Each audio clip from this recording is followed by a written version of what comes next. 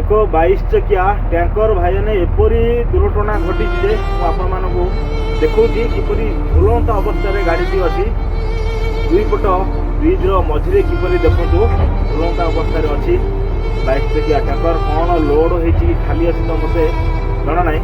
ମାନେ ଦେଖନ୍ତୁ କିପରି ଜୀବନ ଅଳ୍ପରେ ବଞ୍ଚିଯାଇଛି, ବହୁତ ବଡ଼ ଦୁର୍ଘଟଣାରୁ ବଞ୍ଚିଯାଇଛି। ଏଥିରେ କାହାର କିଛି ବି କ୍ଷୟକ୍ଷତି ବି ହେଇନାହିଁ। ସମୟ ପାଖାପାଖି ଭୋର ସମୟ ହେବ, ରାସ୍ତା ପୁରା ଫାଙ୍କା ଅଛି।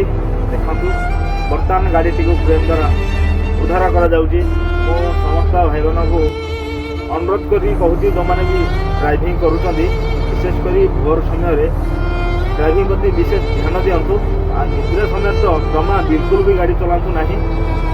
ଦେଖନ୍ତୁ ଜଲ୍ଦି ପହଞ୍ଚିଯିବା ଉଦ୍ଦେଶ୍ୟରେ କେତେବେଳେ କେଉଁଠି କିଛି ବି ହେଇଯାଇପାରେ।